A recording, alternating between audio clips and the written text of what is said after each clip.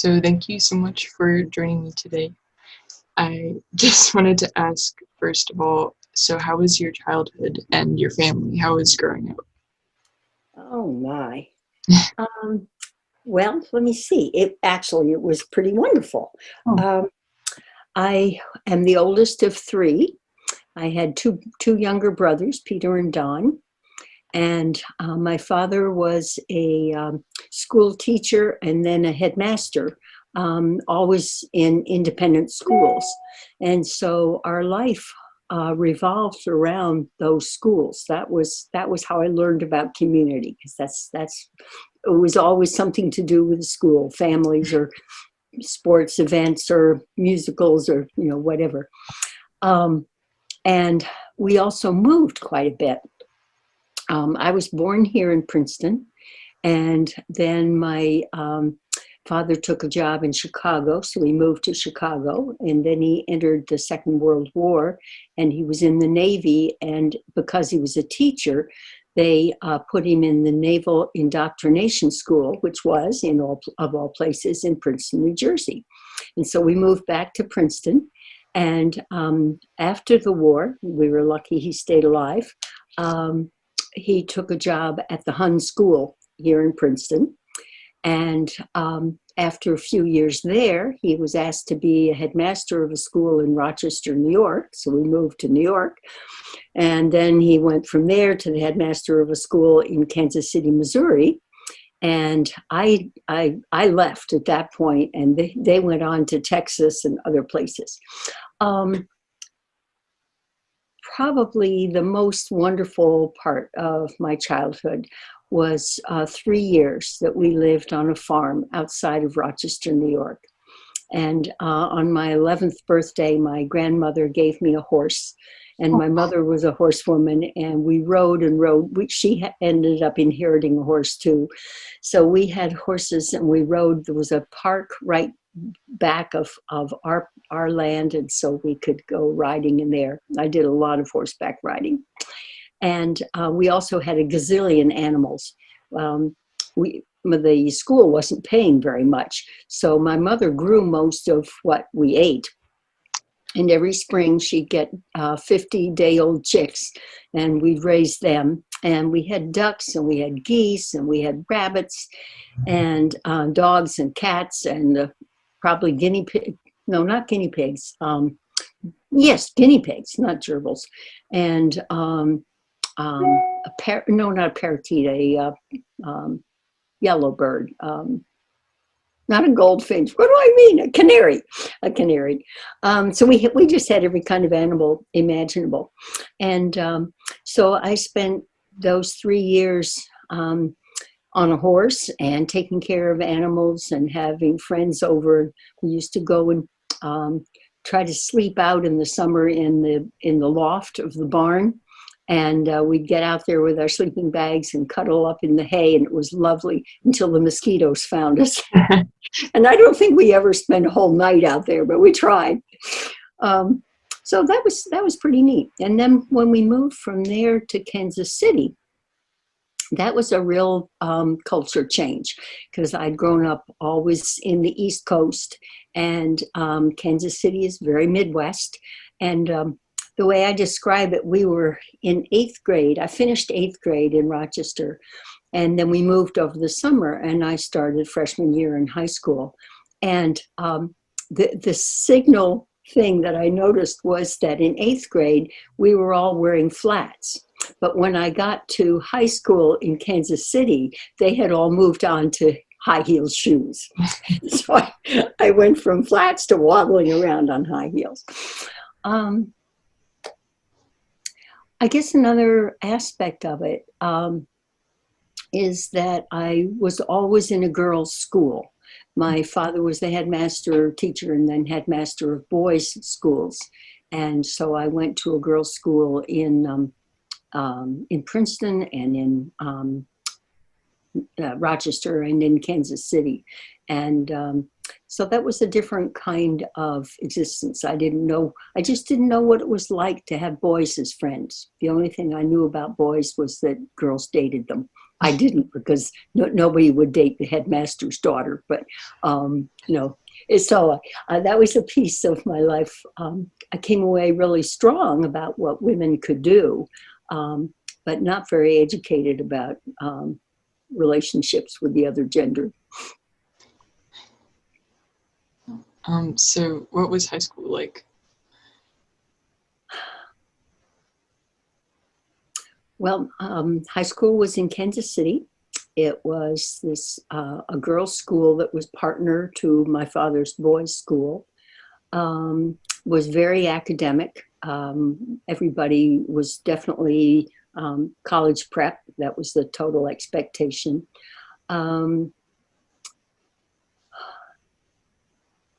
There was the motto of the school was freedom with responsibility. And I think they really lived that out. We could take care of ourselves and manage our lives pretty well as long as we were responsible about how we did it. There was sports. I had my first tennis lesson in that school, and it was a tennis court down in the woods, and we spent most of the time looking in the woods for the balls that had gone over the top of the fence. We played a lot of field hockey. I got introduced to basketball, which never was my sport. I guess that was all. I think it was field hockey in the spring. I don't know. I don't remember the 3 sports, but anyway, we did a lot of gym with dodgeball and that kind of thing. There was we took French and Latin, and the French teacher was a very volatile, active German woman who spoke French with a German accent. But I did learn to speak French pretty much. And what I remember about years and years of Latin was learning the roots of words. And I found that really fascinating. You could find, one of the assignments was to take a Latin word and find as many English words that for which that was the root. And so I learned a lot about language that way. We didn't go very far in math. I had 2 years of algebra and 1 of geometry, but didn't go beyond that. And extracurriculars, there'd be dances and stuff with the boys' school, and they did a musical every year between the 2 schools, and they were usually Gilbert and Sullivan. One year they did a musical that had been written by one of the students, which was a little bit like the Mikado. There was a character in it like Cattershaw. And my senior year, I played Cattershaw. Or not Cattershaw, but I played this older woman. I'd be much better for the part now. Let's see. And I guess, I spent, when we moved to Kansas City, we brought our horses with us in a rickety old trailer and drove all the way from Rochester to Kansas City. And there was only one small section of interstate in New York. There were no other interstates.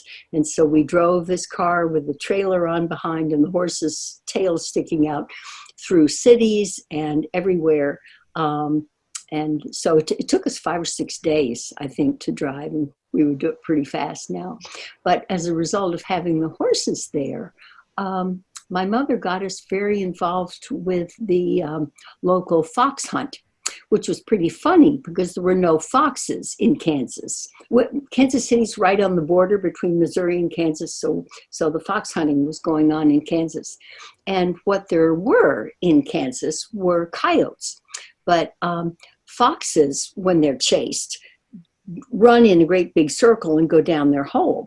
When coyotes are chased, they take off for 100 miles in a straight line. And that doesn't work very well for a fox hunting group, because in order to do it, they put wooden covers over the wire fences so horses could jump over them to go from field to field so they wouldn't get caught in the wire. And so they'd put those wooden covers over a big area where they would go fox hunting. But the coyote just said, to heck with you, and took off. So anyway, it meant we did a lot of riding out in the fields and jumping fences and having a good time. So I had some really neat stuff happen. And while I was doing that riding out there, I inherited a pair of riding boots from Carol Durand, who was the first woman ever allowed on the U.S. equestrian team. And she lived out there. And so I had her boots, which was pretty neat. So when did you start thinking about like what career you wanted to follow? Well, you got to know, I was a kid of the 50s. And I graduated from college in 61. So mostly my life was before that. And all I knew was that as a young woman, I would get married and have children. I had no idea of a career at all. And when I graduated from college, a lot of my friends, had their graduation and then their wedding and, they were off. But that wasn't in the, wasn't a possibility for me. And so I didn't know quite what to do. I did know I didn't want to go back to Kansas City. That just didn't feel like where I wanted to live. And the friends I had who weren't getting married were either moving to New York or Boston and getting jobs there. And the people I was closest with were going to New York. So I went into New York by train and interviewed some places for jobs. And I got a job with the United Negro College Fund as an assistant to their public relations director. And I'm not a city person. As I said, I love the farm, I love the animals, but, I didn't know what else to do. So I went into New York and I shared an apartment with 3 other young women and worked for the United Negro College Fund. And my supervisor and I were the only 2 white people in the organization. And I learned a lot about the support of education in the Black community. Still feel comfortable with the names of all of the colleges that were members of the United Negro College Fund. And I learned to type at a YWCA place. I had typed all my papers, but I learned to type better. And then after a couple of years, I guess, a fellow graduate of Mount Holyoke called me up and asked if I'd like to come work for the Council on Student Travel. And that sounded like a lot of fun. It was a whole lot of young people, and we helped students find ways to go abroad, to travel, to work, to study, to do whatever. And it was a fun place. But I began to realize how much I did not like living in New York. It just wasn't my thing. I was living on $55 a week, and that doesn't take you very far. Even in 1961, it didn't take me very far. And I had an aunt and uncle who lived in Princeton, and I used to come out and visit them on the weekends. And they had a horse, they had kids, they had animals, they had, it was just, they ran the nursery, for a tree nursery here. And so I'd go out and visit them and have a good time. And I began to miss the bus back to New York one Sunday after another. And finally, my aunt just looked at me and said, "Why don't you just move here?" And I couldn't think of a reason not to. So I started applying for jobs in Princeton. And after living on next to nothing in New York, I decided I would take whatever job would pay me the most.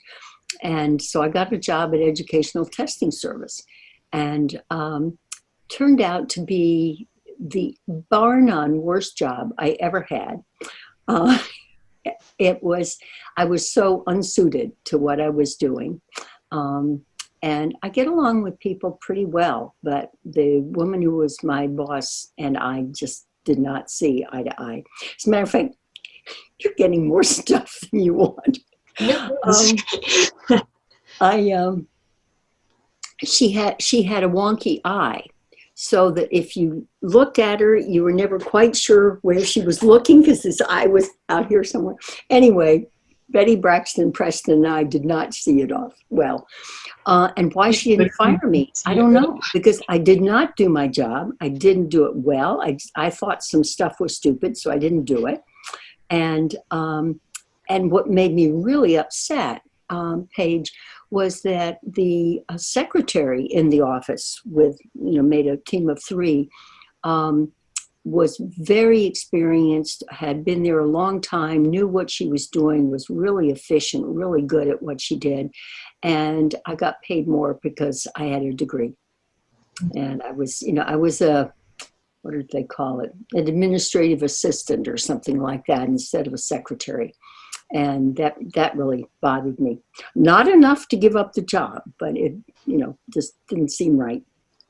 And, but then I realized the job was awful, and I didn't know what to do next.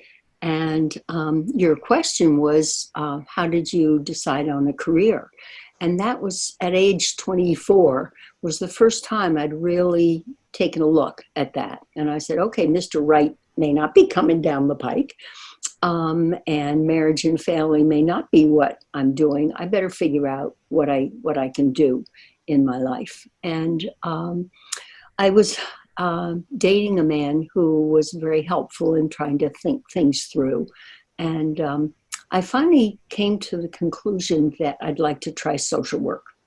And I had really been feeling down in the dumps. I didn't like what I was doing, and I didn't know where I should go. And so I hung my head and walked down the halls. It was a nasty time. But then when I decided what I was going to do next, I was feeling better.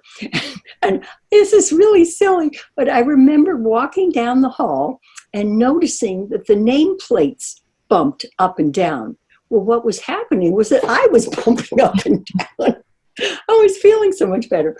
So I was going to leave ETS, and the first thing I was going to do was work as a counselor in a camp for emotionally disturbed children run by the University of Michigan Departments of Social Work and Psychology.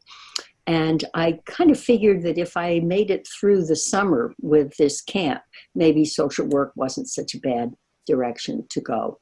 And I applied to, since it was run by the University of Michigan, I applied to the University of Michigan to go into their School of Social Work. And I also applied to Rutgers as sort of a backup if I didn't get into Michigan. And so, feeling better, I called up a friend and asked if she'd like to go out to lunch. And I hadn't even wanted to do that. I just wanted to hide. So I invited Alice, asked Alice if she'd like to have lunch. And she said, well, she could, except that she already had a lunch date with somebody who was new to ETS. And she'd check with him and see if it was okay. And it happened to be Carl Haag. And so we had lunch together, and really that was a wonderful relationship from pretty early on. And so I did go to the camp. I did survive the camp for emotionally disturbed boys, and I decided not to go to the University of Michigan because there was this guy who kept writing me letters in Princeton, and I thought I better come back and check him out. So that was my long way to getting to any kind of a career idea. So what was your kind of like religious journey up until there? I couldn't quite hear. What was your religious journey up until there? Like, how were you feeling? I grew up in a family that was devout Episcopalian. my mother had been an Presbyterian growing up. My father was an Episcopalian, and they sort of compromised on his religion. And church was something we did every Sunday. I discovered I really preferred going to the service with my parents over going to the religious education program mostly. I loved the spirituality of it. I loved the music and the peace and the rituals. As I guess confirmation was probably ninth grade, because I think I did it in Kansas City. And that I really felt that was a very deeply religious time for me. I decided to read the Bible, so I read it from cover to cover. Didn't understand much of it, but I plowed through it page after page, a lot of pages. There was a youth group at the church, and I remember being involved with that, but not deeply, not close relationships with people. And again, it was boys and girls, and I didn't know what to do with boys. So something else. I guess I probably sang in the choir. I know I had a pin for good attendance, that kind of thing. So it was really a strong part of our life, but not in the way I know our UU faith as being a part of somebody's life. The community that our family was riveted to was my father's school. And then we went to church, because you go to church. And my father always said grace at meals, and we always said prayers at night before we went to bed. But in a funny way, a lot of that, as I look back on it, was routine.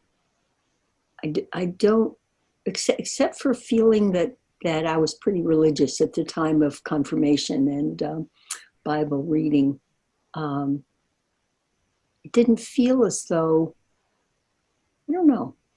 What I really took away from it was a strong sense of ethics, of morals, of how to live your life. That's what I thought Christianity was about, was how to be a good person, how to take care of your neighbor and friend, how to be honest and loving and caring. That's what I took out of it. And I really didn't do any questioning of the theology at the time. I knew about the Father and the Son and the Holy Ghost, and I understood fathers and sons. I really didn't know what the Holy Spirit was about. That was just kind of, but for me, it was I don't need to know that. And I know a lot of people who I really admire who thought hard about where they were and were, identified what they disagreed with or didn't understand. And I don't remember doing that. It was just, that's how it is. And I took away what was important to me, which was the relational teachings. And we went to whatever Episcopal church was nearest wherever we lived. So at some point, did you end up questioning your faith?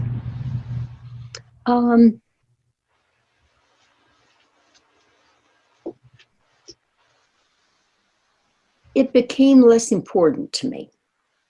I did try a Christian youth group in college for a while, and that wasn't a great fit.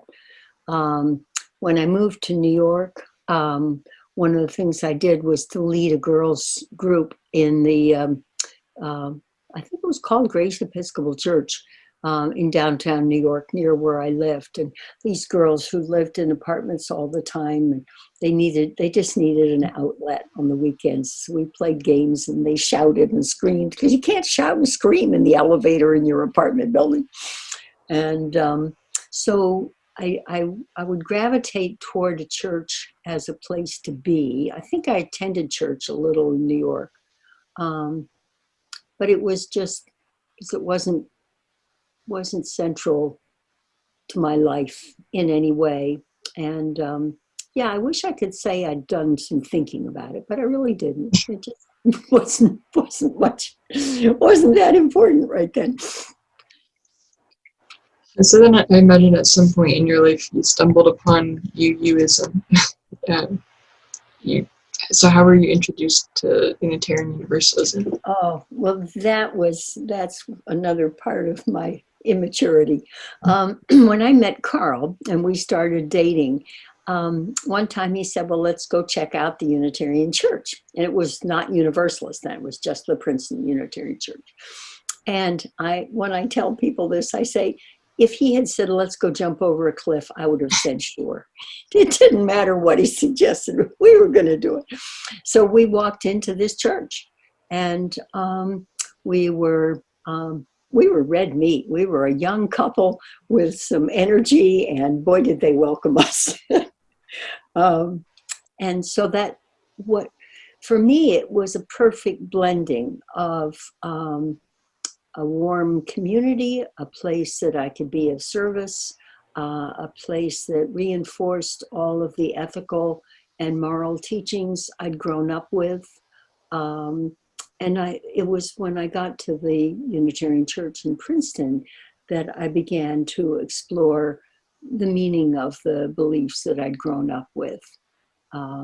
And definitely not from a place of hurt or rejection, but gee, here's what I can bring from what was meaningful growing up and put it into the context of a place that I care about as an adult.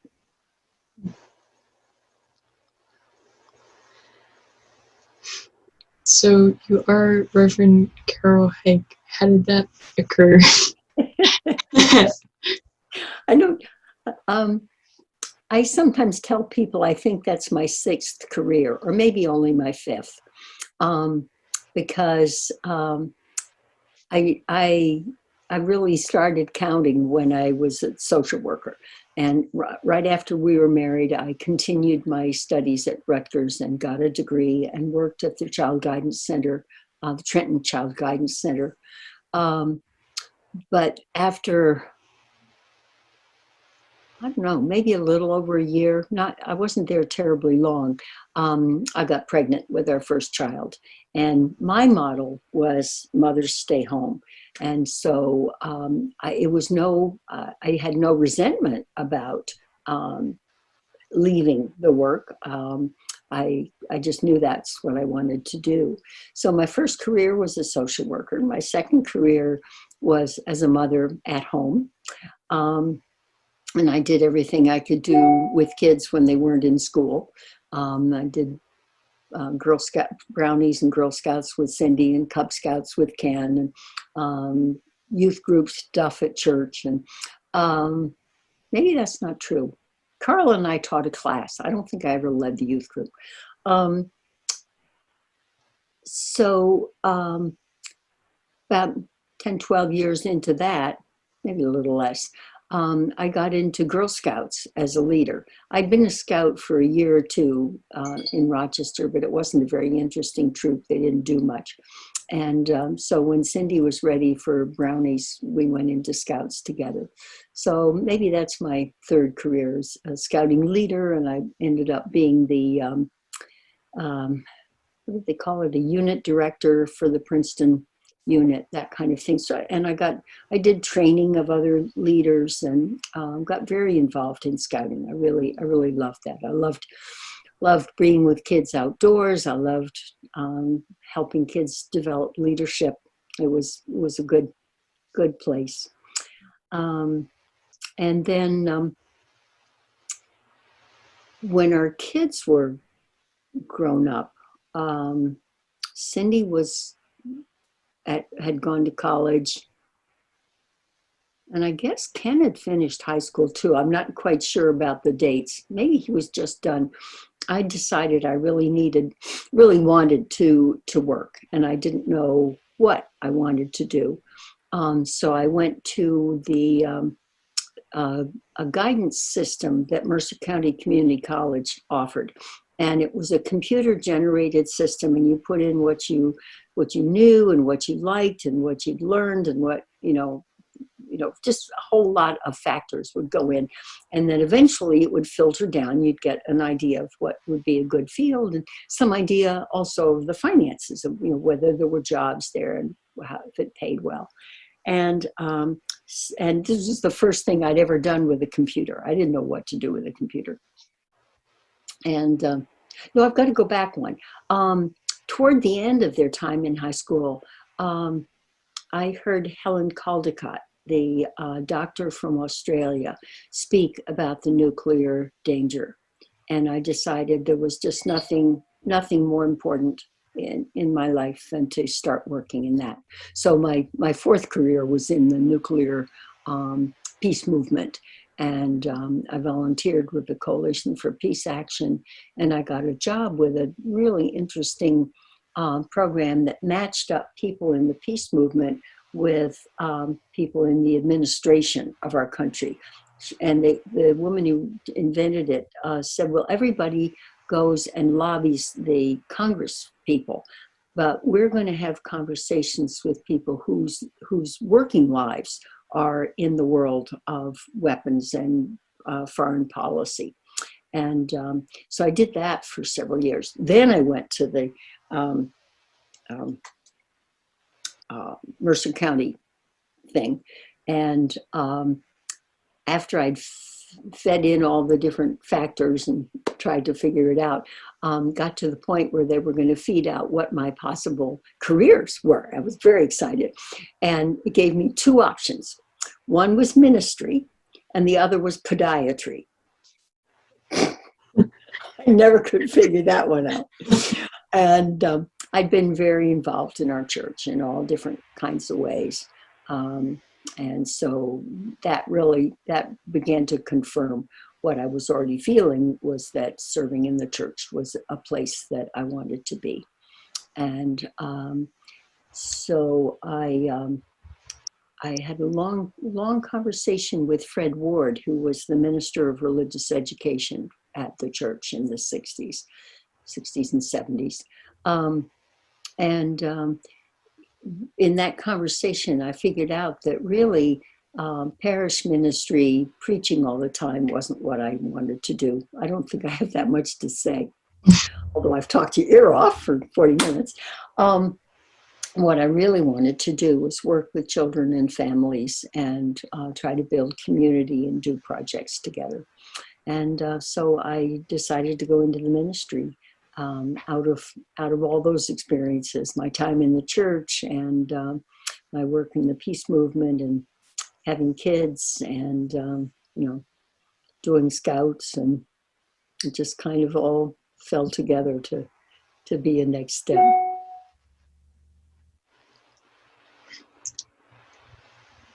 So I imagine you went to the seminary. How Well, I did. When this was 1990, and at that point, to become a minister of religious education, you had to go through an independent study program that was run by the UUA, and it was unbelievably rigorous. It was just really, really tough. To prepare for it, you had to prepare a document about all the different areas that you would need to prepare for in ministry, and everything you knew and everything you'd learned and everything you'd need to know and where you would get it and how much it would cost and who would present it. I mean, I had an 80-page document just to get started. And I did one course that involved, you created your own course. I mean, that you had to create a syllabus, you had to create what you were going to do, you had to figure out what the project was. I mean, it was, that's why I say it was so rigorous. And I did a project that involved somebody at, not the College of New Jersey, but the one in Lawrenceville. Right. Ryder. I've obviously lost the details, but I did that. It took me the better part of a year to finish one class. And about that time, they took that project and moved it from a certificate program run by the UUA to a degree program at Meadville Lombard. And I signed up for courses and they said, read this, do that, I'll evaluate it and you're done. I couldn't believe it. It was so easy. I mean, it wasn't easy. It was really hard, but it was different. And so in order to do that, I went to Meadville Lombard for 4 Januaries and took 3 intensive courses each January. I took a bunch of courses at Drew University. And because I was in education, I took education courses at Rutgers. And then I had done this thing at Rider. So I figured out I needed to learn 4 admissions processes, 4 libraries, 4 parking systems. But anyway, it was really worthwhile. And while I was doing that, I took my first job as a religious educator at the church up in Summit. And their program had dwindled and was really in bad repair. And so as long as I was upright and could speak, I was okay, which was a wonderful place to begin because I wasn't following some icon of wonderfulness. I could just try to pull the thing together. So I did work and study at the same time. And those were pretty busy years. It took me 6 years to finish, and then I stayed on. It was a good place. Yeah. And I know you're very involved with Mary Grove. How did that occur? Sorry, I'm going to add say that again, please. Oh, I know you're very involved with Mary Grove. How did that happen? I seem to fall into things, Paige. When I retired from Summit, I retired because I really had done what I could do for them. They needed somebody with different skills to pick up after me. And I knew that. So that was part of it. Part of it was that it was 40 miles away and I was commuting and that was tough. And part of it was that Carl's 11 years older than I am. And I thought maybe I really don't want to be working full time if he gets sick and, I'm needed. So I retired, but ministry was very new. I'd only been in it, since 1990. So I retired and I thought, well, what am I going to do now? And Ted Fetter asked me if I would come serve on the Murray Grove board. And I thought, why not? I'm free. So that started a long, about 17 years, I guess, I've been involved with Murray Grove. And I fell in love with the place. I absolutely have become more universalist than Unitarian in my theology and my thinking and my, way I'm being. So once again, it was a good place to go. And in a funny way, I kind of feel as though that's my ministry now.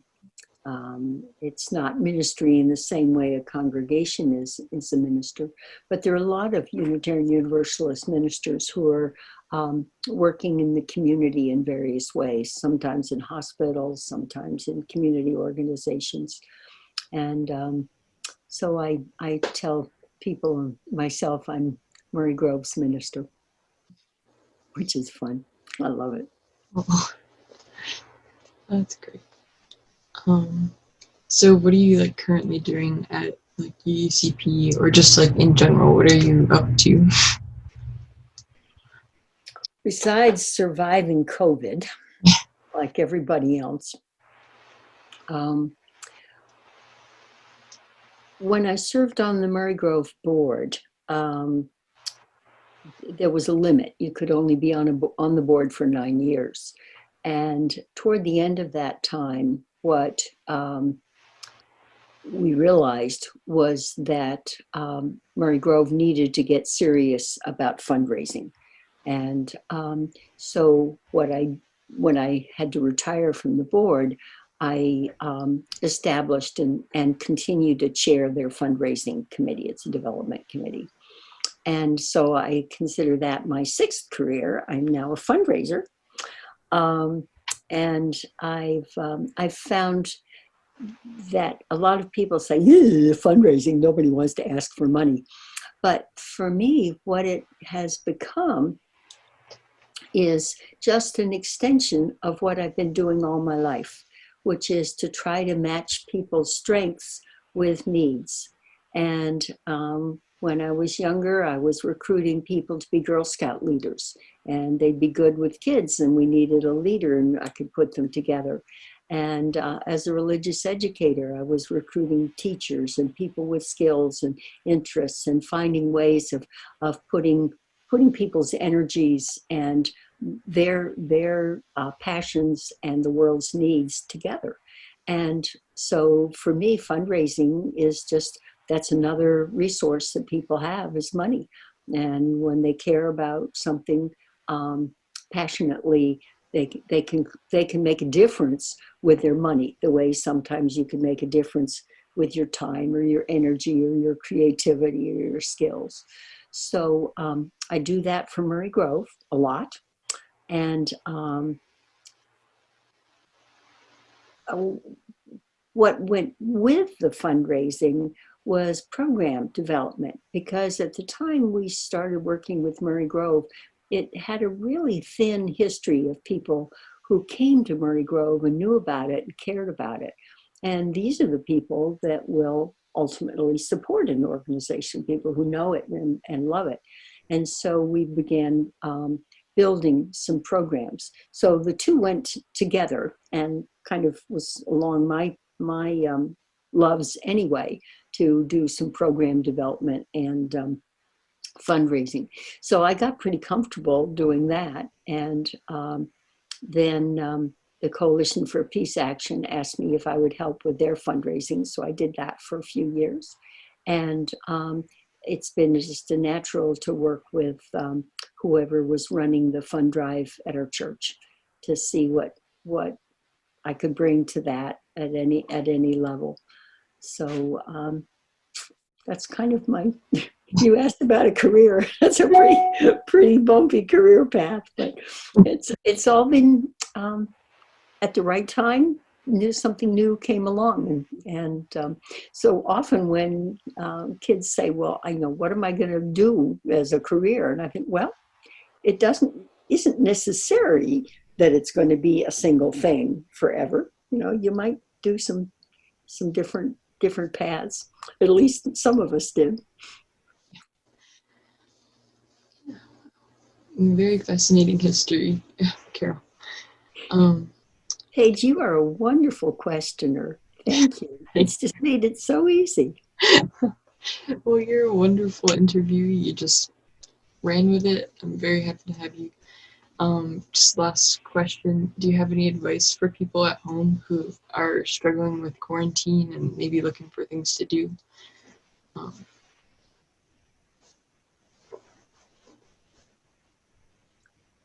I've been thinking about that a lot recently, because, the first few weeks were okay. And I feel really fortunate. Everybody in my family is healthy. Um, we are not hurting for money. We have food. We're comfortable. And a lot of what I do, I continue to do, much as I would have. I spend a whole lot of time in front of my computer and on a phone every time. Um, but I realize that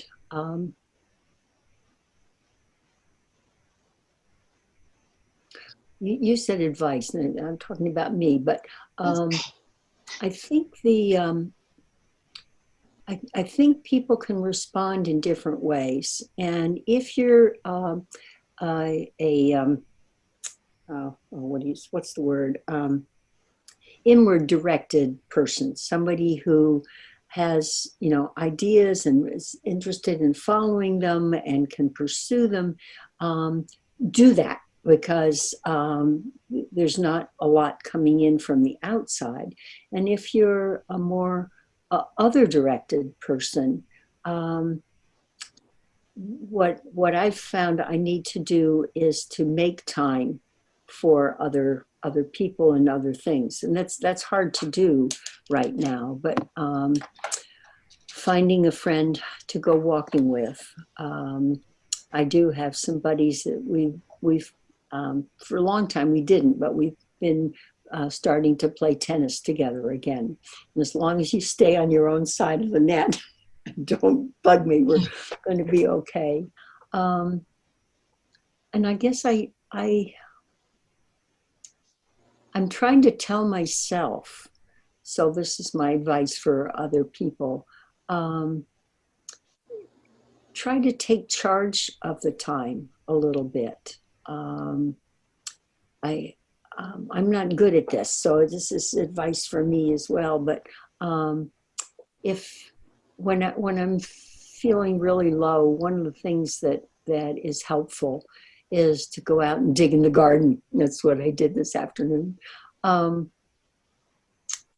and I'm trying to make a plan to have lunch with somebody at least once a week, because I think for me, and I think for most people, the loss of social engagement, even if you're not a social butterfly, just knowing that there are people there that you can talk to, see is hard. So my advice to me and anybody else is make some time, even if it's a phone call or a walk on the opposite sides of the street, or um, heavens, if you're artistic and you can create things, go for it. That's not my skill, but um, have you found things that you can do, Paige? Yeah, like I said, I've been gardening for the first time, Yeah, reading, talking to people like you. yeah. So, yeah. Um, well, thank you so much for coming Well, on. now can I ask you a question? Oh, What I'm fascinated that you're doing this, and what gave you the idea, and what are you going to do with it? um, well, I just love like talking to people and hearing their stories. Like I just love that on my own. So this is kind of just an excuse to get to do that more. um, no, I'm so fascinated, and like I've known you for a very long time, and like there's so much stuff I just learned in the past hour that I would have never known. I didn't know that you moved around so much, and that you were horseback riding, and all your other 6 careers. Like, and I'm sure there's other people in the congregation who would like to know about that stuff too. So I think it's a good way to, you know, get people to learn about each other.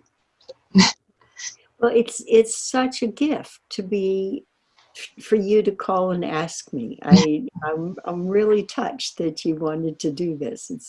It's very honoring. Oh, thank you so much, Carol. It's been great having you on.